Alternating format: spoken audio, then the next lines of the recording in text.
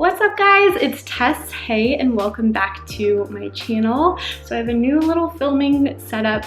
I thought it'd be nice to kind of get out of my bedroom where I always film.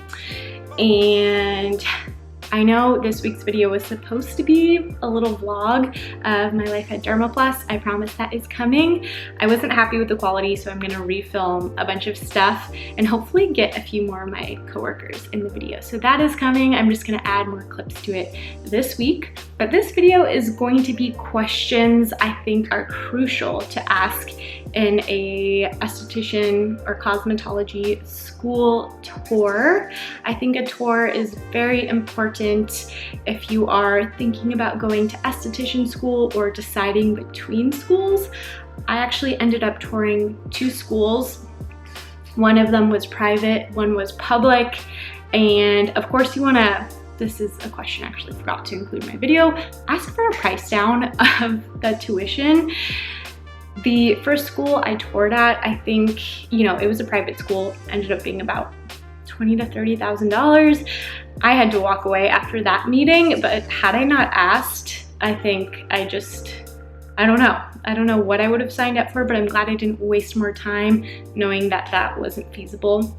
And I just wanted to say in this intro, I think it's whether you're going to private or public school, I think it's important to understand, since I know a lot of you guys are looking into schools right now, I think private and public schools are both intended to give you a baseline education to pass state board. So I think that's the most important thing to think about, because I know that question is going to come up. Do I like private or public schools better? I think you can get away with an amazing public school education, so I don't think it's worth going into debt or taking out a ton of loans for. I ended up getting the same jobs as a lot of my coworkers who went to private institutions.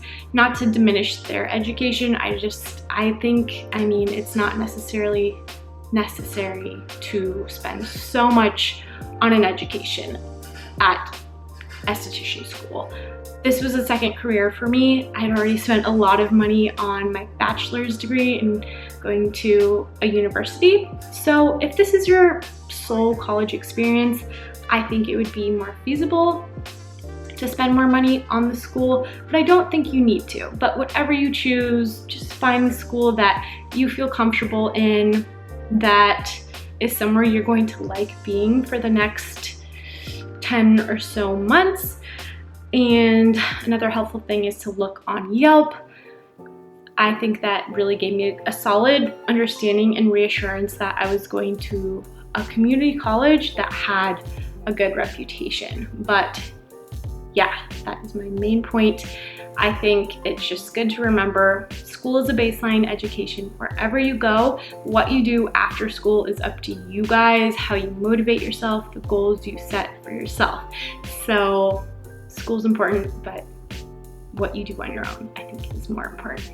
Okay, I'm gonna stop rambling. I'm gonna get into this video, and I will be mentioning questions that are helpful for you guys to ask on your tours. So feel free to take some notes throughout this video, write some things down. And yeah, if you guys like this video, if it's helpful at all, please give it a big thumbs up. Don't forget to subscribe, and let's get into the video. Okay, the first question I think is probably the most important question to ask is there a spa at the school that you will get experience in? I've never really run across a school that doesn't have a spa, but it could be out there. I know some programs are a lot more minimal, and it may depend on the state you're in. You may not need as many hours as I did. Sorry about that noise. It's my oven fan. But a spa is really, really important. I think everything you learn in school, all the notes you take, it's all very helpful for building a basic foundation and understanding of skin. But actually getting your hands on your clients is when you will actually get an idea for if you like what you're actually doing. And so I think that's really crucial. And even so, having experience in the spa, that is still like the baseline education. What you learn outside of school and how you apply it in a certain spa depending on their technique, what they like to emphasize. It's also different depending on where you go. That's why I say school is a baseline education. You can always develop your technique. You can always learn different movements. When I gave my interview at Dermaplus, I did basically like a classic European facial routine that I learned in school, and that was really valuable. Had I not had the spa experience to actually physically practice it on a human instead of just a dummy head, I don't think the interview at Dermaplus would have gone as well. That said, it was a completely basic routine. It was very like fingertippy, and I did a great job of like memorizing the movements. But when I met with Andrea, she was like, okay, you're very, very green and you're doing like a lot of kind of like little fingertip motions. Like that's all going to change. We want like full palms, full movement, like, and she really taught me to put my energy and my love and passion, most importantly, into the movements. And in school, you kind of just learn a routine, if that makes sense. But having this hands-on experience in the spa is very important. So ask if they have a spa, ask how many days a week you will be in the spa. For us at Skyline, it was 2 days a week, and I think that was great. We usually took between like 1 to 3 clients a day, and then sometimes we would switch around to different stations, such as the back bar, such as working front desk at the spa, all these different little positions that I think were really cool and do give you a sense of what the bigger picture is like working in a spa. So that's question number 1. Number 2, pretty basic. What is the school's state board pass fail rate? I remember at Skyline it was something like 90 to 95% of people passed, which I was so nervous throughout school, wondering if I would pass the test. Knowing that gave me reassurance, like, okay, I'm kind of, you know, I'm on the ball as far as where I need to be in school. I'm passing the tests. I'm most likely going to pass this state board test since I keep up with the curriculum. It just kind of gave me confidence, as scary as it seems when you have that state board like looming ahead of you. It gave me reassurance to know the school had my back and they were going to prepare me for state board in a appropriate way.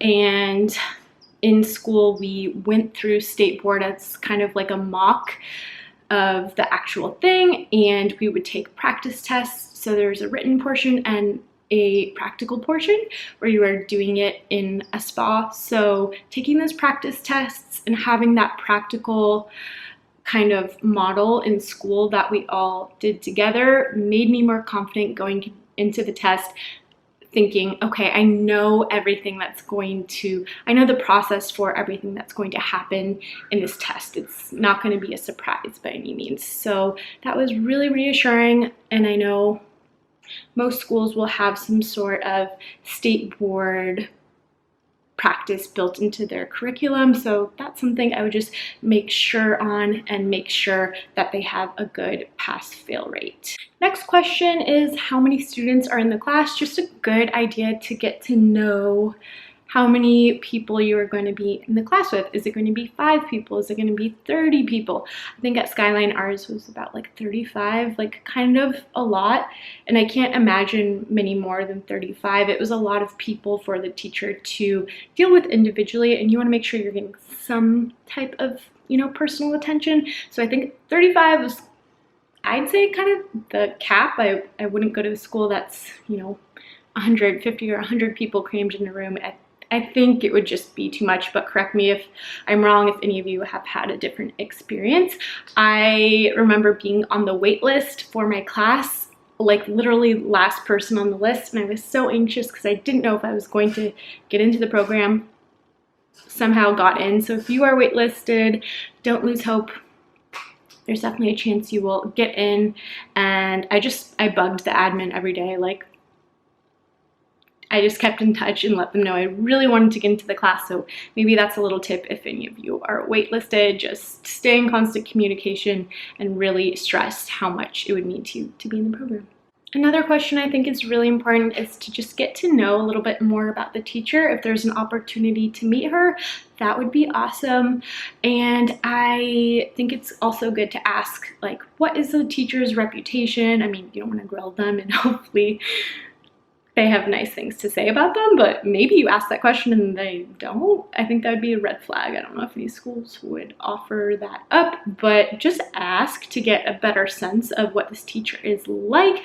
Ask what their career path has been. Ask what they do when they're not at work. So for my teacher, she was actually a hairstylist in her free time, but she did like skincare a lot. But it was cool to know that she was a professional working in the field. I think most schools look for somebody who is licensed, has some sort of teaching experience, and has worked in the field, whether it's cosmetology or as an esthetician. If you could find a teacher who has worked as an esthetician, I think that would be a big bonus. Another question I think is really important is getting an understanding of the amount of hours and the days you will be at school. I feel like so many people end up, not so many, but people do end up dropping out once they realize they can't manage school with a full-time job, or it's just too much.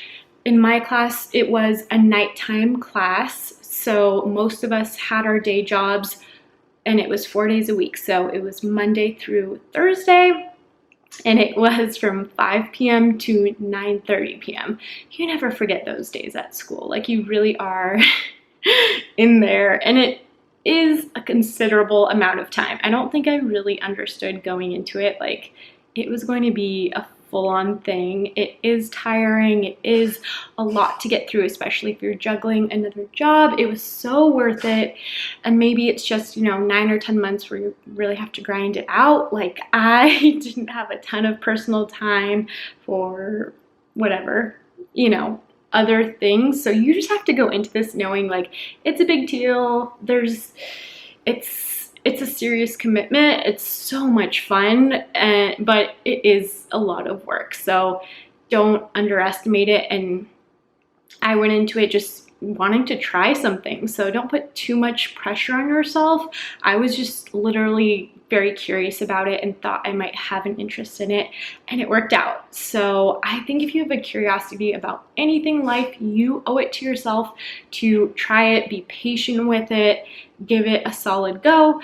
But I think it is helpful to get a realistic understanding of how many hours you'll actually be at the school, and ask yourself, am I going to be able to handle this on top of, a full-time job or a part-time job if that's what you were doing? If you are just going during the daytime and that's your main thing, that's awesome. I think it's kind of it would be nice to just focus on school if you have that luxury.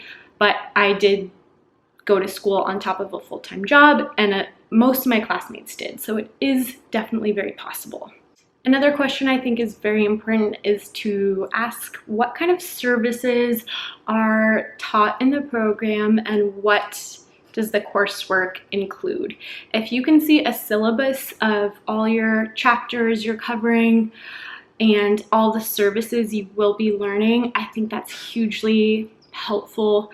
I went into it only wanting to really do facials and skincare, and that was just what I knew. I loved skin, and I knew that's what I wanted to focus on.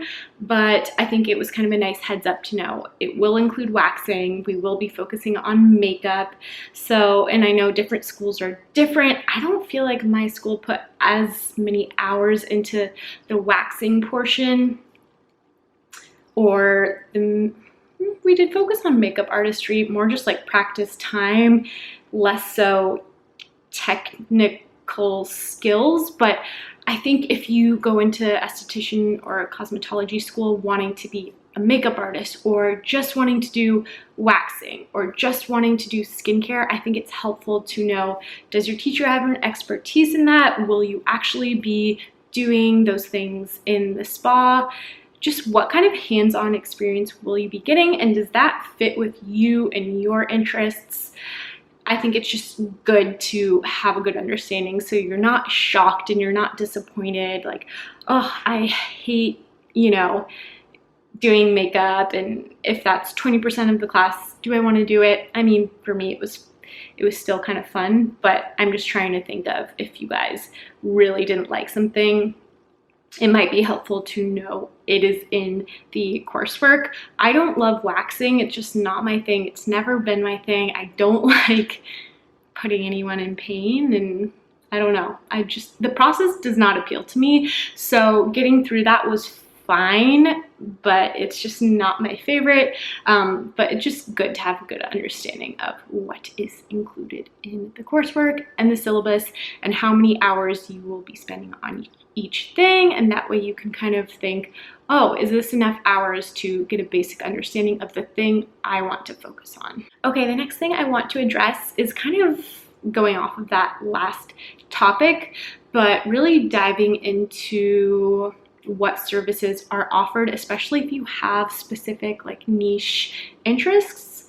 For example, if you are really interested in learning lash extensions, when I looked at my syllabus, it did say lashes as part of the coursework, but what that really meant was just learning how to apply falsies or the lash band. So if you have specific interests, be really specific when you go on this tour and ask if it's included and what the coursework will actually cover. So I know some people want to go to school to do Brazilian waxes, or they want to do tanning, which you don't technically need to be licensed for in most states, I don't think. Maybe you want to do special effects makeup for movies. Maybe you want to learn eyebrow threading. There's so many little interests that could definitely be your full-time job outside of school, but just make sure it is included in the coursework, or if it's not, maybe you can find somewhere you can get additional hours to supplement the schooling you are getting to eventually get your license. I just want to make sure you guys don't get into a class and assume something is being taught and covered and then later realize you can't do it. I know a lot of people in my class kind of assume that they would come out of the program learning to do Botox or different like injectables, which in the state of California is not covered. You cannot go beyond the epidermis. So I think just having clarity around what is allowed in your state and what specifically the school will cover will just better prepare you and help you avoid any surprises. Okay, I want to keep this pretty simple, so I'm just putting kind of my main questions I think are super crucial for you guys to ask. So not to say there aren't other great questions I could be forgetting. You can comment below if you think of one that might help somebody else out. But my next thing to ask is, what have alumni who've gone to this school gone on to do? Are there any notable alumni? Are there, spas nearby that people have graduated from the school to go on to start or just even work at? I think that is a really cool question, and I think can help kind of give you a greater big picture. It was really funny. So when I interviewed at DermaPlus, I actually found out that Andrea, the owner, had gone to Skyline where I had gone, and it was like a really cute bonding moment. And it was just cool to find out that people from Skyline went on to do amazing things, have their own spa, be entrepreneurs. So I think that's always like inspiring to hear and a good question to ask. And the last thing that I think would be very crucial for you guys is to actually tour the spa. I mean, I'd assume on school tours, the spa would be included in what they show you, but just to be safe, make sure they show you the spa, make sure you like the spa, ask what kind of equipment is available, and I think another good one is to ask what product line is used at the spa. We use Dermalogica at Skyline. I think that's pretty standard, but we also used Image and Glymed. So ask what different lines are in the spa. Ask to see their back bar. Just get a sense of if the equipment is kind of up to standard. I think we were really fortunate for a community college to have a lot of equipment available to us that was pretty on trend as far as having like high frequency, having steamers for everyone, having a bed for everyone. So I don't think it necessarily has to be like state of the art, but just make sure like overall there's enough machines for each person and they're in working condition, and just you like the vibe and the standard of the spa. Is it clean? You know, do a bunch of machines look broken? Just get a sense of if it seems like a classy joint, a place you want to spend your time, and a place where you feel like you will be prepared to work in the real world. Okay guys, those are my main questions I think are helpful for you guys to ask in a spa tour. I hope this video was helpful. I hope you enjoyed it. Please give it a big thumbs up. If you did, share it with your classmates, share it with your friends. It would mean so much to me. Thank you for watching, and I will see you guys in the next video. Bye.